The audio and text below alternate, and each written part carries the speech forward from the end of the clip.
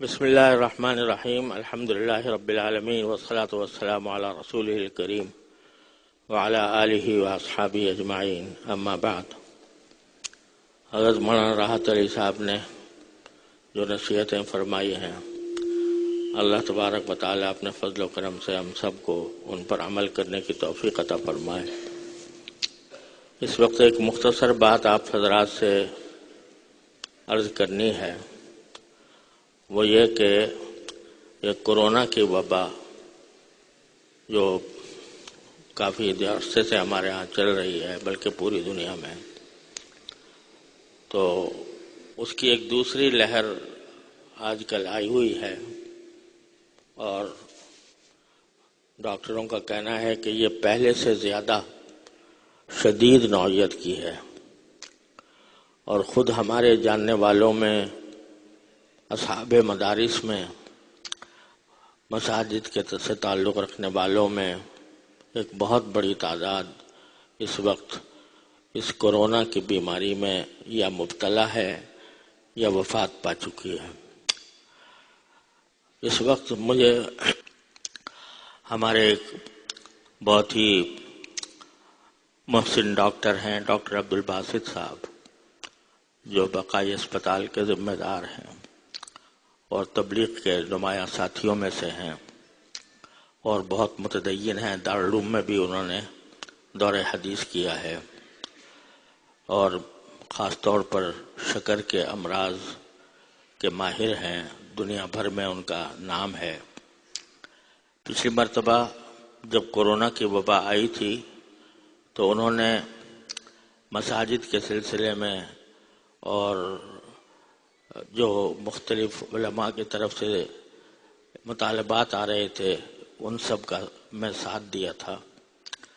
اس وقت مجھے ان کا ایک پیغام موصول ہوا ہے جس میں انہوں نے کہا ہے کہ اس وقت کورونا کی وبا قابو سے باہر ہو رہی ہے، اور صورتحال یہ ہے کہ کسی بھی ہسپتال میں کوئی ایک جگہ بھی، کسی ایک مریض کے لیے بھی جگہ خالی نہیں ہے، اور جو مریض آ رہے ہیں وہ باہر پڑے ہوئے ہیں۔ تو انہوں نے مجھ سے یہ درخواست کی ہے، یہ فرمائش کی ہے کہ میں یہ اعلان کروں کہ تمام لوگ بڑی احتیاط سے کام لیں، اور جو احتیاطیں بتائی گئی ہیں ان پر سختی کے ساتھ عمل کریں، خاص طور پر ماسک پہنے بغیر گھر سے باہر نہ نکلیں۔ اس وقت ہمارے جاننے والوں میں مولانا عاصم ذکی صاحب رحمۃ اللہ علیہ، جو دارالعلوم جامعہ علوم الاسلامیہ بنوری ٹاؤن کے بڑے مقتدر اساتذہ میں سے تھے، ان کی وفات اسی میں ہوئی ہے۔ اور بھی ہمارے حضرت مولانا حکیم اختر صاحب کے صاحبزادے مولانا مظہر صاحب اسی میں مبتلا ہیں، اور بھی متعدد حضرات اس میں گرفتار ہیں، اور بعض کی وفات ہوئی ہے۔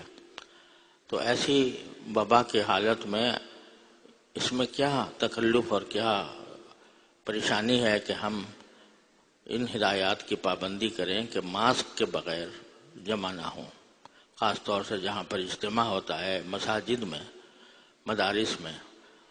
مفتی عبدالرحیم صاحب کا میرے پاس پیغام آیا ہے، جو جامعۃ الرشید کے معتمم ہیں۔ انہوں نے بڑے دردمندانہ انداز میں وہ واقعات گنائے ہیں جن میں ہمارے تعلق والوں میں، یہ تبلیغ والوں میں یہ بیماری پھیلی ہوئی ہے، اور بہت ہی موت و حیات کی کشمکش میں ہے۔ یہ بھی سمجھ لینا چاہیے کہ بیماری کے اس کے 3 درجات ہوتے ہیں۔ ایک درجہ ایسا ہوتا ہے کہ جس میں صرف کھانسی نزلہ ہی ہوتا ہے، اس کے علاوہ کوئی اور بھی تکلیف نہیں ہوتی، اللہ تعالیٰ کے فضل و کرم سے وہ جلدی ختم ہو جاتا ہے۔ اور دوسرا درجہ وہ ہوتا ہے جس میں سانس رکنا کے اندر رکاوٹ پیدا ہو جاتی ہے، یہ خطرے کی علامت ہے۔ اور جن لوگوں کو یہ تکلیف ہوئی ہے، میں خود جانتا ہوں کہ انہوں نے کہتے ہیں کہ ہمیں اپنی زندگی میں کبھی ایسی اذیت نہیں ہوئی تھی۔ تو بعض اوقات وہ آکسیجن لگانے سے، دواؤں سے کچھ بہتری اس میں آ جاتی ہے، لیکن اگر وہ بڑھ جائے تو پھر آخری علاج اس کا وینٹیلیٹر ہے، اور وینٹیلیٹر آپ جانتے ہیں کہ وہ کوئی حقیقی علاج نہیں ہے، اسی میں بعض اوقات لوگوں کی موت واقع ہو جاتی ہے۔ کوئی اللہ کا بندہ ہے جو بچتا ہے، لیکن بچنے کے باوجود اس کی زندگی انتہائی کربناک رہتی ہے ایک عرصہ دراز تک۔ تو یہ جو اس حقیقت کو جھٹلانا بہت ہی خود فریبی ہے کہ ہم یہ کہیں کہ یہ وبا نہیں ہے۔ وبا موجود ہے، اور یہ کہنا بھی کہ مدارس اور مساجد میں نہیں ہے، یہ بھی غلط ہے۔ بہت سے مولانا مفتی عبدالرحیم صاحب کہتے ہیں کہ ہم نے 70 طلباء کو کورونا کی وجہ سے اپنے گھروں میں واپس بھیجا ہے۔ تو اس وجہ سے اللہ تعالیٰ نے ہمیں جہاں صبر کی تلقین فرمائی ہے، وہاں احتیاط کا پہلو ہمیشہ مد نظر رکھنے کی بھی تلقین فرمائی ہے۔ لہذا احتیاط میں کوئی کسر نہیں اٹھا رکھنی چاہیے۔ اور ماسک پہننے میں کیا پریشانی ہے، کیا دشواری ہے؟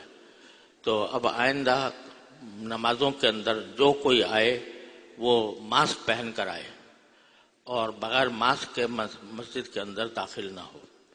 اسی طرح جہاں پر کئی اجتماعات ہوتے ہیں تو ان اجتماعات کے اندر بھی سب لوگ ماسک پہننے کا اہتمام کریں، اس کو معمولی بات نہ سمجھیں۔ اللہ تعالیٰ محفوظ رکھے۔ یہ اگر بلا آگے بڑھتی ہے، اس وقت آج کی رپورٹ کے مطابق 4000 نئے کیسز آئے ہیں، تو اور کراچی میں اموات کی تعداد بہت بڑھ گئی ہے۔ تو اگر یہ احتیاط نہ کی گئی، اللہ بچائے، اور وہ آگے بڑھتی ہے تو اس کے ہم سب مجرم ہوں گے۔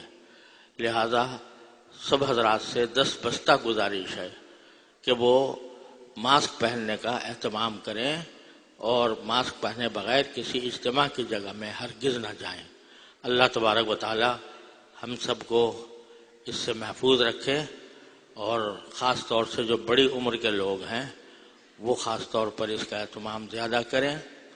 اور یہ بلا وبا جو ہماری شامت اعمال سے آئی ہوئی ہے، اللہ تبارک و تعالی اپنے فضل و کرم سے، اپنے رحمت سے ہمارے گناہوں کو معاف فرمائیں، اور اللہ تعالی اس وبا کو، اس بلا کو ہم سے عافیت کے ساتھ جلدی دور فرما دیں۔ اس کی دعا بھی ہر نماز کے بعد کرنی چاہیے۔ رجوع الی اللہ سب سے بڑا ہتھیار ہے کسی بھی مصیبت کے لیے۔ تو ہر نماز کے بعد ہر بندہ اس وبا کو دور کرنے کا، اور اپنی مغفرت مانگنے کا، اور پوری ہماری امت کی مغفرت مانگنے کا اہتمام کرے۔ اللہ تعالی ہم سب کو اس کی توفیق عطا فرمائے۔ وصلی اللہ تعالی علی خیر خلقہ سیدنا مولانا محمد۔